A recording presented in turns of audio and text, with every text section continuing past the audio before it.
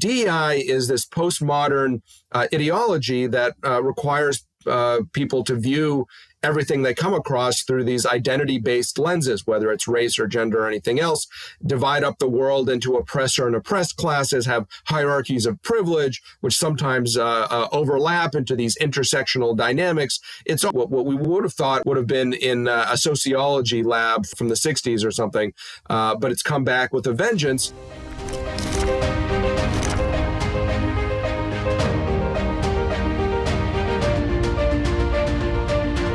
Welcome to The Contrarian. I'm David Bernstein. In a world filled with noise, I'm here to provide the signal.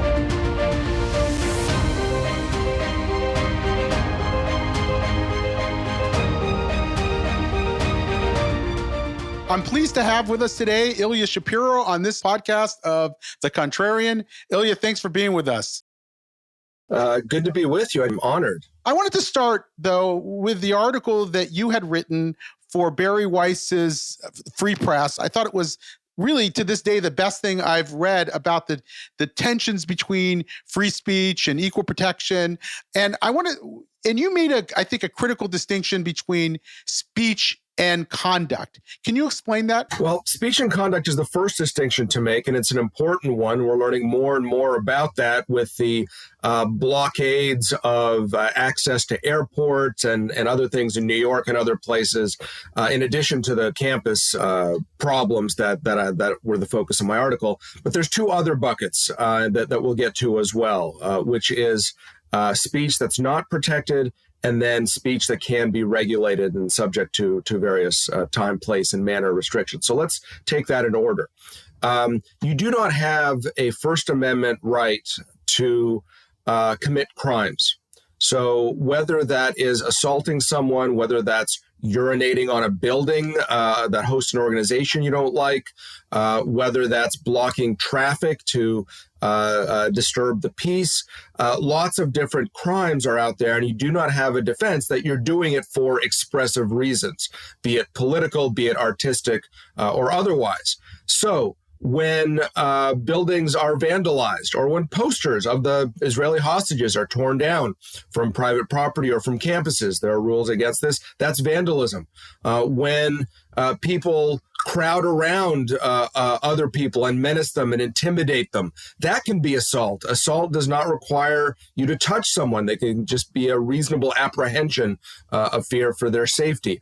So anytime where there is a criminal law at issue, you can't get out of it just by saying, well, I'm doing this for expressive reasons. So that's one major thing to understand. And that's where laws against harassment, stalking, and all the rest of it come in as well. Great. So obviously, when we complain about an act on campus, students marching down campus, let's say this is in a state university, chanting "from the river to the sea," that would be protected speech in your view, but not if you're, let's say, crowding around a single student who is walking from their dorm to their class. It depends. Generally, what you're saying is right, but there could be additional factors, like if that "from the river to the sea" chant is directed at the Hillel or a dorm where there are a lot of Jewish students, or some other contextual, factual situation where it could cross the line into harassment or stalking. But that brings us into the second bucket that I want to discuss, which is speech that's not protected. The classical exceptions to First Amendment protections are for true threats and incitement of violence.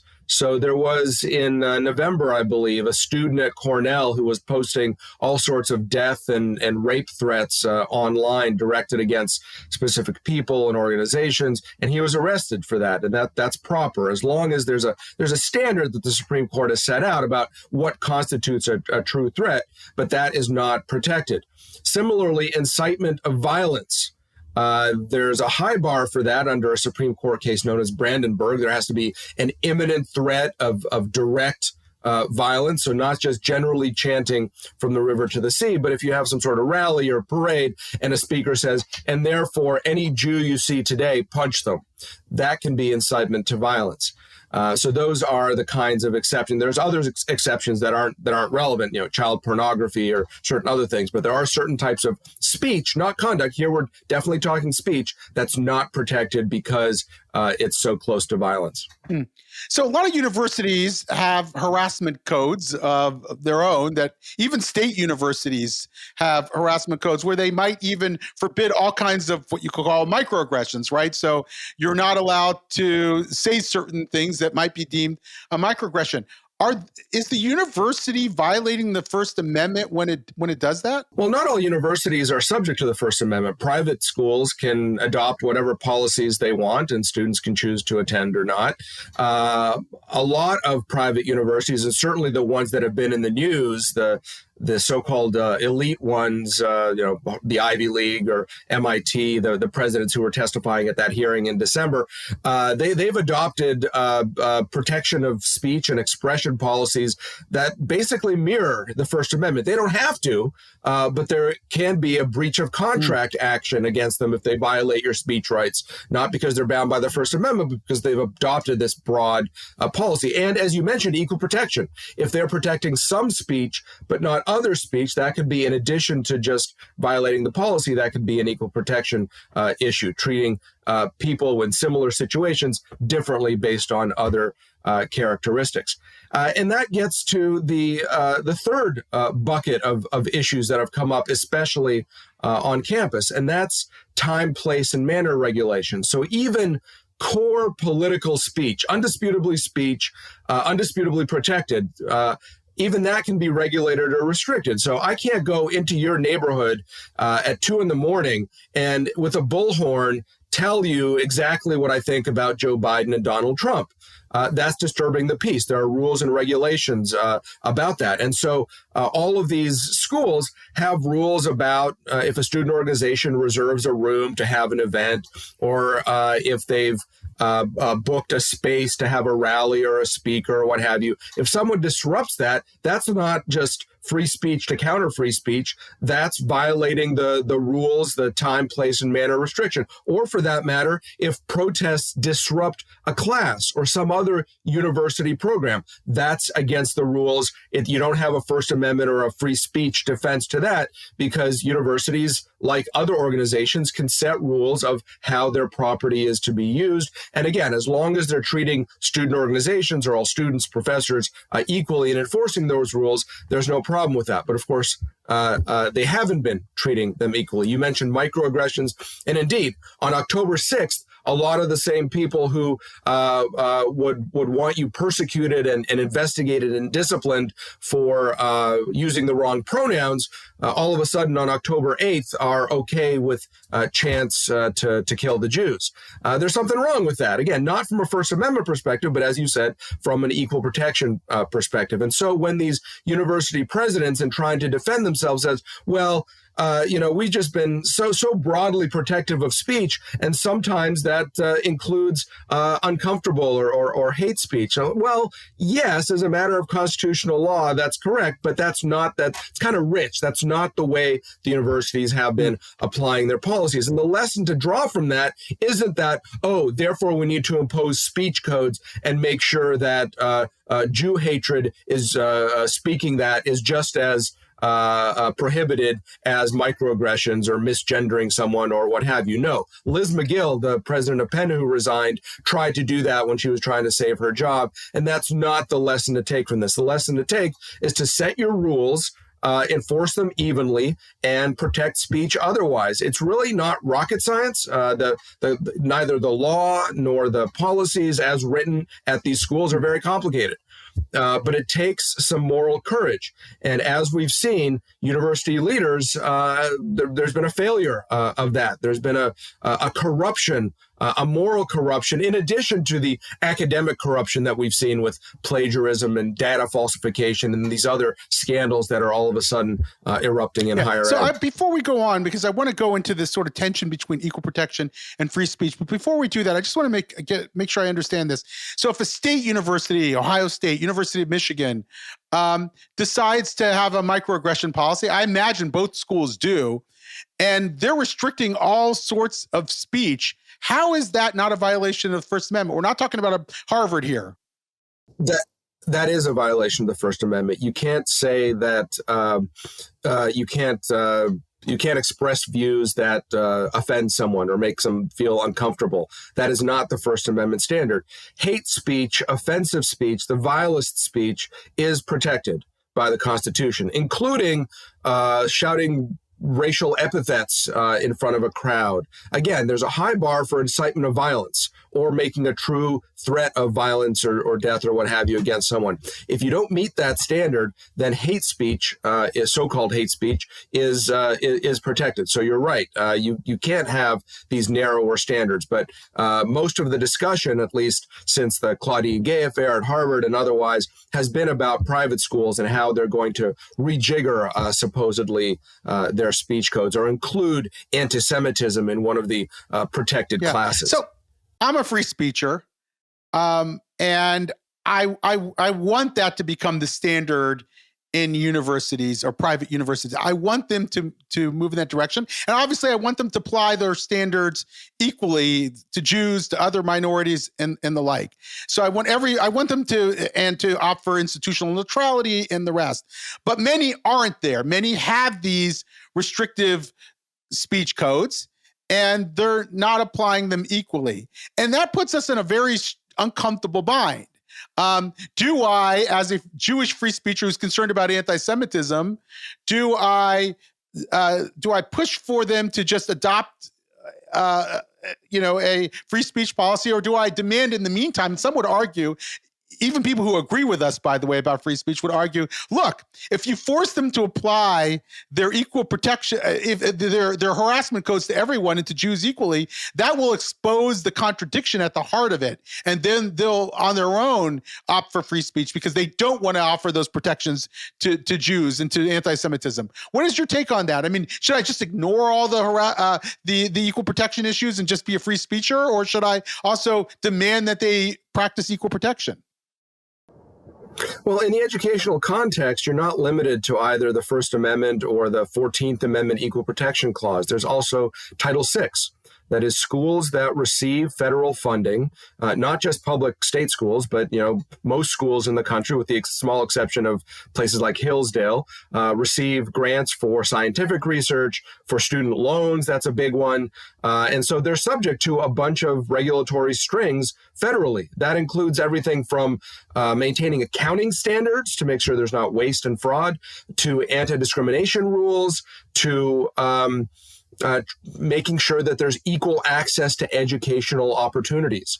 And that's broadly interpreted. So if universities are applying policies, whether it's respect to freedom of speech, whether it's respect to physically blocking access to certain buildings, whether it's availability of resources of various kinds, if those are being applied differently based on certain characteristics, then that is a violation of Title VI. And we've seen already multiple lawsuits by students against their universities for violating those Title VI regulations. So you don't even have to get into that, which I think is a false choice of, do you just force them to apply these stringent speech codes to everyone, or do you accept that Jews are going to be treated differently? No, you say that, look, there's a problem here of equal access, and you can't resolve that problem by just shutting down First Amendment or going against your own broad speech policies, because that raises other violations. So that might be clever lawyering of a different kind, but it doesn't take much digging to find these Title VI issues. And by the way, David, most of these disputes don't come in the context of speech. They come in the context of clear violations of university policies. Cooper Union, when the students were locked in the library for their own safety, offering Jews a place to hide in the attic, which was literally offered to them by the librarians, does not satisfy Title VI. Or at MIT, where students physically blocked access to certain university buildings and classrooms. That is a violation of university policies. And by the way, MIT did not discipline those students. They warned them, but didn't discipline them because so many were foreigners and then would have been subject to losing their visas, as the State Department acknowledged in a letter to Senator Marco Rubio back in October. And so that could subject MIT to Title VI, again, problems because they're not applying their own rules to allow for equal educational access. So before you even get to some of the hard line drawing issues, shall we say, there's a lot of simply non-enforcement of university policies about access to buildings, about room reservations, about not shouting down speakers, and other things that are not, don't face this clash between your free speech bona fides and, your desire to protect Jews. So one of the things that's really come into the public domain lately is the debate over DEI, diversity, equity, and inclusion. It's amazing, by the way, how quickly that has surfaced as a major issue. I've been fighting this. We've been fighting this for months and months and, largely ignored. And all of a sudden now you have major newspapers, running op-eds on it. You have major figures talking about it.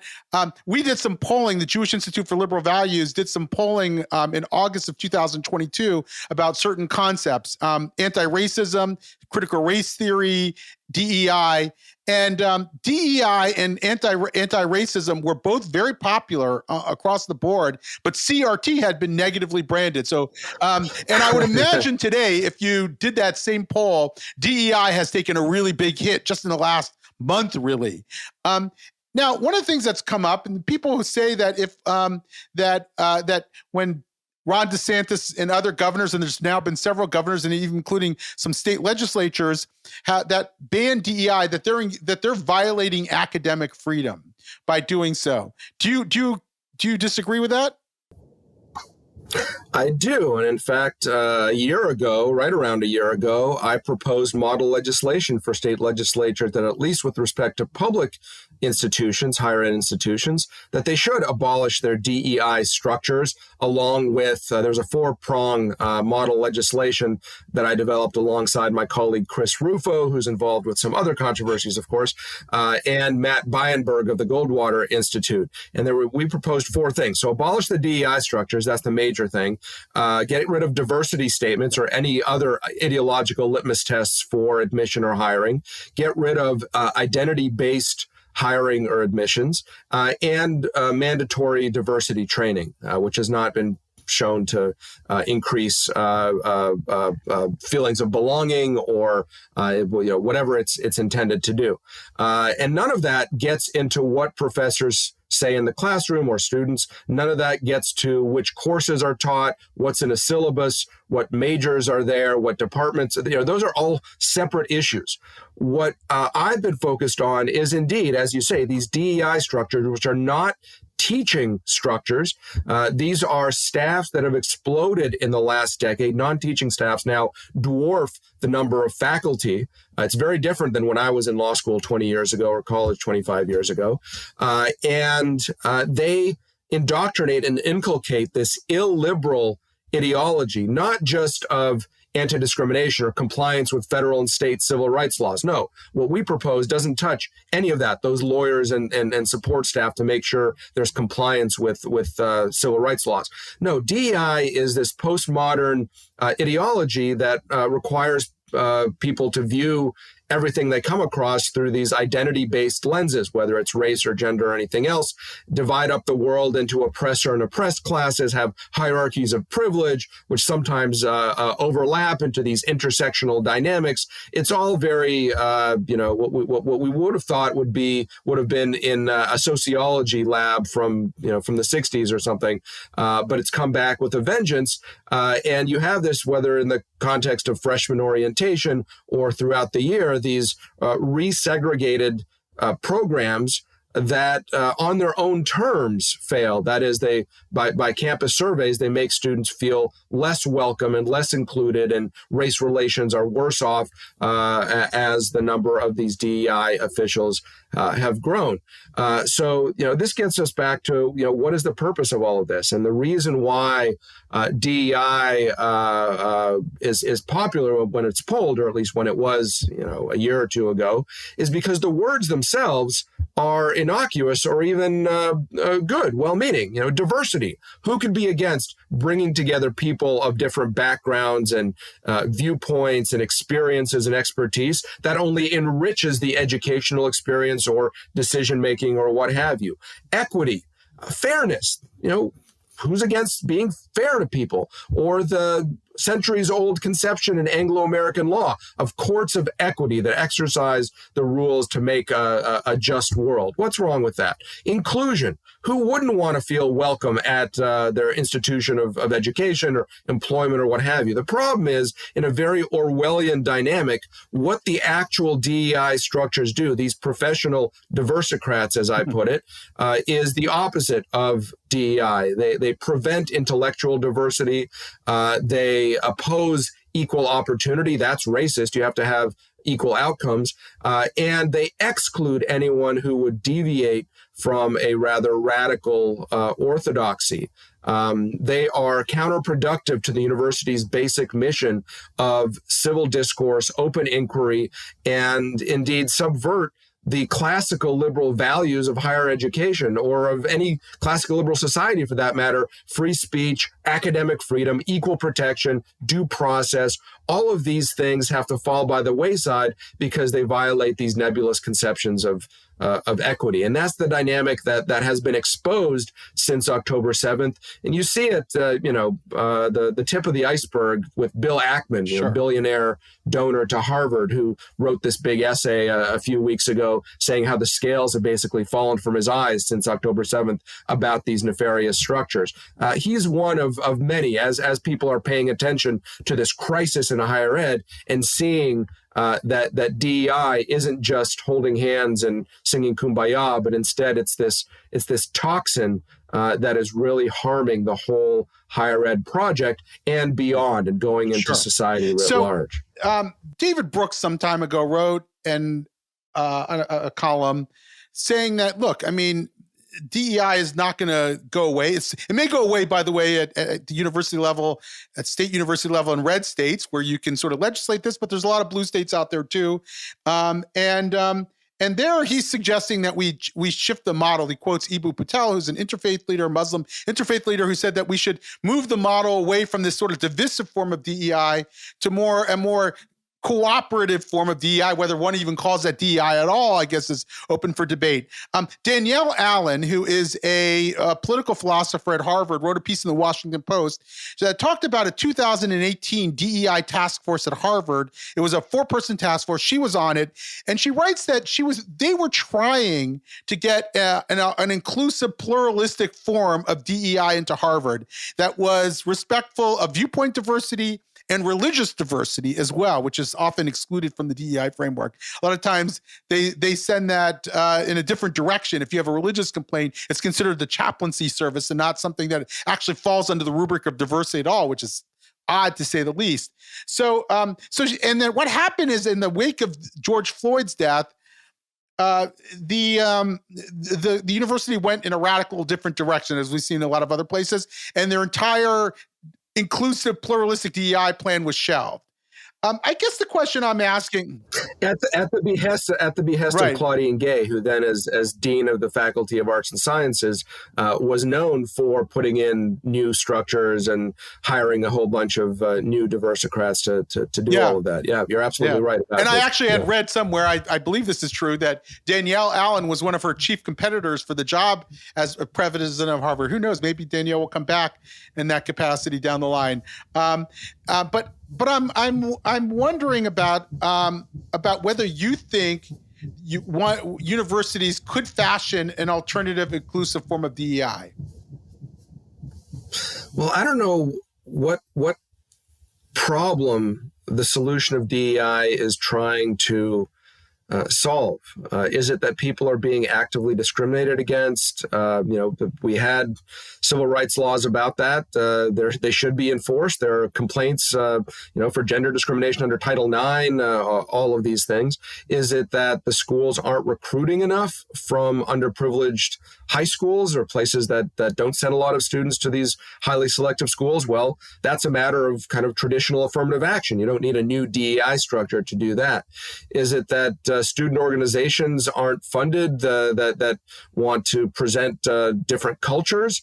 Certainly at the Harvards, and I went to Princeton of the world, there's plenty of money if you want to start a Mexican folklore dance company. If you want, whatever it is, there's plenty of funding to go around for that sort of thing. So it's unclear what a different style of DEI would actually mean. Is it, you need more tutors and support staff? Well, that generally goes into the academic studies program and should be offered to anyone who's struggling, regardless of their racial, religious, or other background. So let me throw something out for you certain. then. I went to a public high school, way in the early 1980s that was supposedly desegregated, and you would go into the lunchroom and you'd see black kids sitting at one table and white kids sitting at another table. I imagine that at the university level, and there was even in the late 1980s, early 1990s, when I was in college, a lot of racial segregation.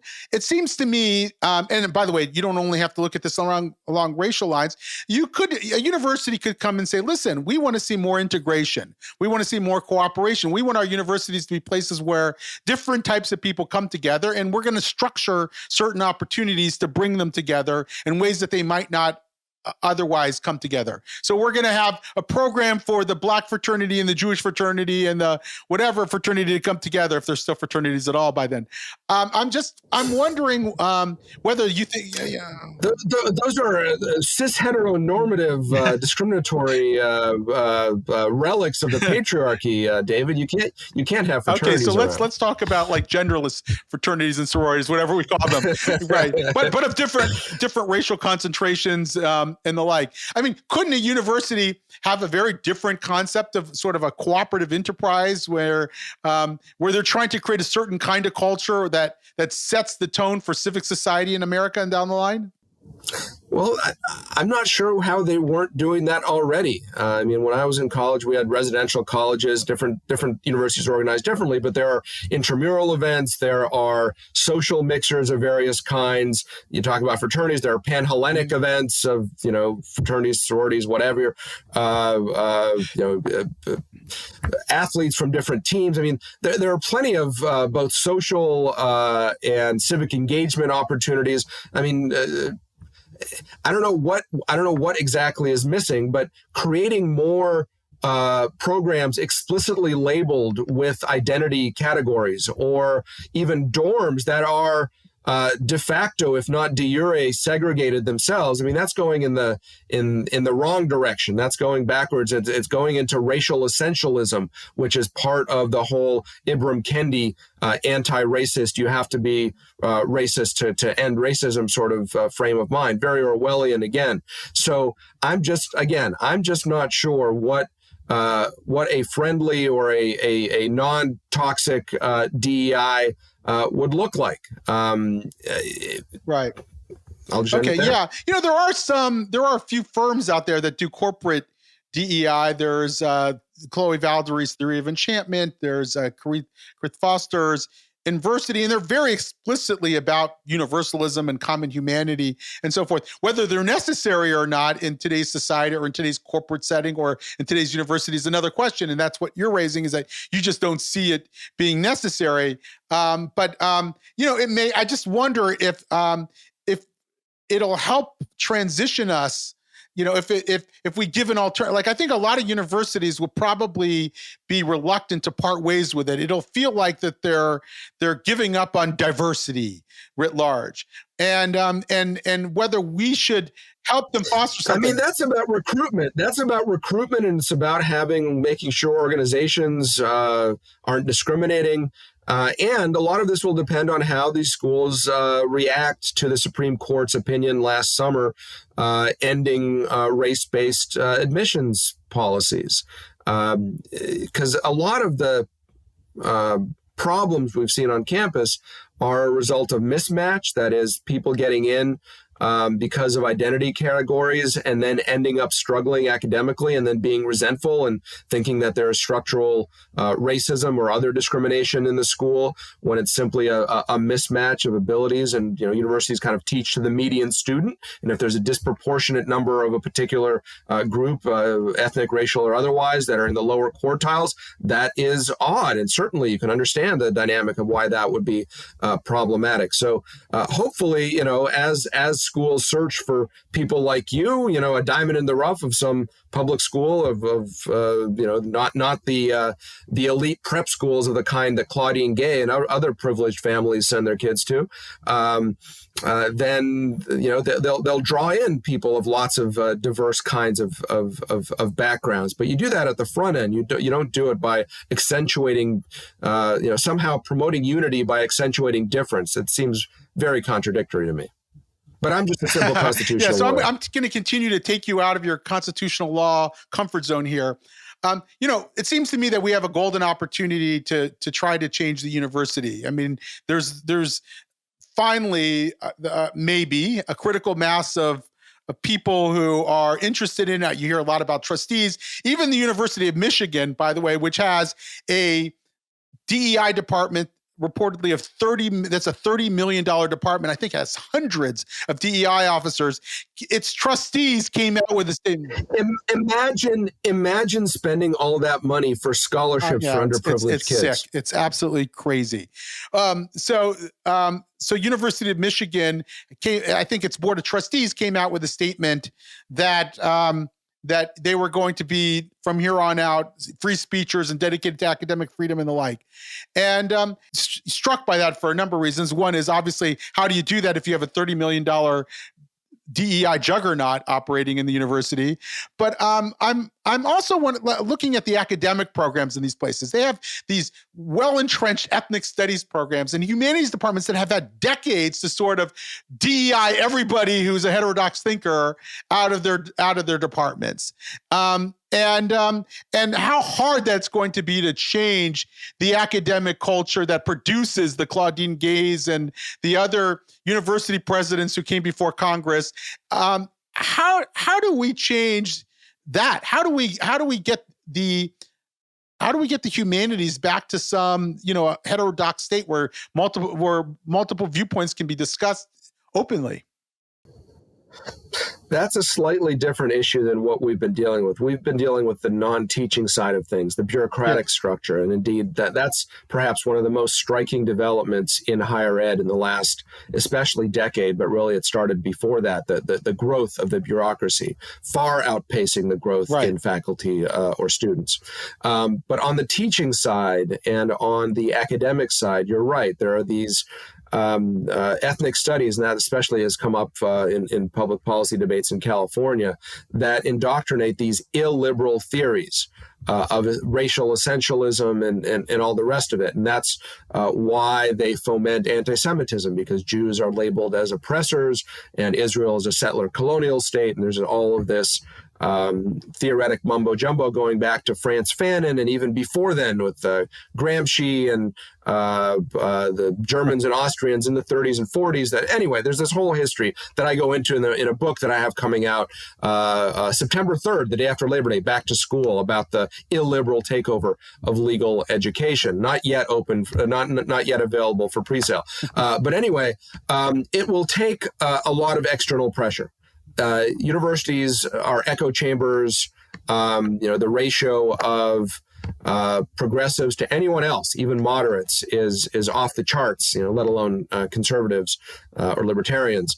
And it will take real exogenous shocks, and as an economist might say, that we're feeling now in this window, in this possible time moment of potential reform, where you have donors, alumni, employers, judges, in the case of law schools, boycotting Yale and Stanford for their certain policies for clerk hiring, legislators, attorneys general, Congress having hearings and oversight and potentially adding new First Amendment-related strings, free speech strings to federal funding. It's going to take all of that to right the ship. But that's a thornier issue because I'm hesitant to say that in public schools the legislators can say, well, this school, we want it to be a STEM focused school. We don't need this other department about gender studies or whatever else, and they can make tough budget decisions like that, or certainly trustees can. And certain governors have started using this tool of trustee appointments to affect university policy, which is all to the good. But in the private schools, in the Ivy League, beyond protecting free speech and equal protection, these Title VI things that we were talking about, it's really not the role of Congress or anyone else to dictate which academic theories they're going to be teaching. So it really has to be a market response. And if employers find that a Harvard degree is worthless now, and not just teaching these theories, but also grade inflation and plagiarism, and nobody's really getting an education or exposed to challenging ideas, growing and developing critical thinking skills, then you're going to lose. Then that credential is going to lose any sort of signaling function, and other schools will become more competitive. Now that's going to take time, of course. And so my hope is that those with leverage, the Bill Ackmans of the world, do force better, more active, more supervisory trustees that will in turn hold the feet of the administrators who make the decisions about which departments to fund and expand and contract and which classes to approve, will hold their feet to the fire. So there's also this model that's emerging in a few places. I noticed that Keith Whittington, who is a professor at your alma mater, Princeton, political scientist, is joining Yale faculty. That's right. I was going to say, to start some kind of alternative program of academic inquiry and openness. I think the University of North Carolina is in the process of also starting such a program. And I'm wondering if that might have some legs, that if it might start to attract the best and brightest faculty to those places, like the University of Austin, Texas is also doing, and then similarly attract some of the best students into those programs. And once you have that, that might start to outcompete the ethnic studies programs and the like that have been so bastions of liberalism. What do you think of that? I think that's certainly true. I'm for all of the above reform proposals. University of Austin is a different one. It's starting a new institution from scratch. They're starting their first cohort of undergrads this fall, so we'll see what happens there. But they're apparently well funded, and I hope to get invited to speak or even teach there at some point. But you're right; these centers that are being developed in various places, Arizona State, University of North Carolina. A number of schools are starting these centers within the university to promote that kind of classical liberal education model. It's a little ironic because the whole university is supposed to be that, but we're going to have the school that's actually teaching rigorous knowledge and treating everyone equally, and hopefully making people feel like they can discuss controversial issues without being canceled or disciplined or what have you. And I think there are going to be growing pains, but those are healthy developments. And for that matter, luckily my oldest son is 8, so we have about a decade before we have to make college decisions. But if I was advising parents now, one of these honors colleges or centers for civics and excellence, or they're called different things in different places, that's a better option, I think, than going to an Ivy League school for indoctrination and what have you. So we'll see what happens over time, but we're at a pretty low point, I think, in higher ed. One last question for you. I've been struggling with the concept of academic freedom, and I want to get your take on it. So my understanding of academic freedom is it protects a professor from being fired for saying something that's controversial and the like. But it seems that it's applied in the concept of academic freedom is applied in a very limited way. So let me give you an example of what I mean. University of California, Santa Cruz has this, I think it's a department or center for racial equity, or I'm probably saying the name wrong, but this is a department that's been in active cahoots with something called the Institute for the Critical Study of Zionism. And you can imagine how ideologically charged this university center is and how one-sided it is. And it seems to me, if I were a student, and this is a public university, and I wanted to take classes there, and I'm forced to basically be indoctrinated by every professor who's been handpicked in that department to toe the party line, wouldn't that be somehow a violation of academic freedom? Am I, or if I'm not allowed to actually engage in free inquiry because a professor wants to limit the discussion to their own ideas, wouldn't that be a violation of academic freedom? Maybe I'm stretching the concept of academic freedom in a way that doesn't make sense or is incoherent. But I wanted to get your take on that. Well, not offering certain types of classes or having slanted pedagogy, I'm not sure that violates. I think that's a bad policy to have, and presumably eventually you're going to lose students to better schools that don't have these kinds of policies. I'm not sure it's an academic freedom violation. If professors are being disciplined or investigated for what's called extramural speech, speech outside the classroom that some people don't like. I had an experience with that at Georgetown. That's a problem. That's a violation of academic freedom and otherwise. And if there's a culture on campus where people feel like they can't express themselves, that's again, that can be a violation of free speech policies or academic freedom policies or what have you. Although ironically, the main organization that's supposed to be protecting professors' academic freedom, the AAUP, the American Association of University Professors, is now calling for regulation and limitation in light of DEI values.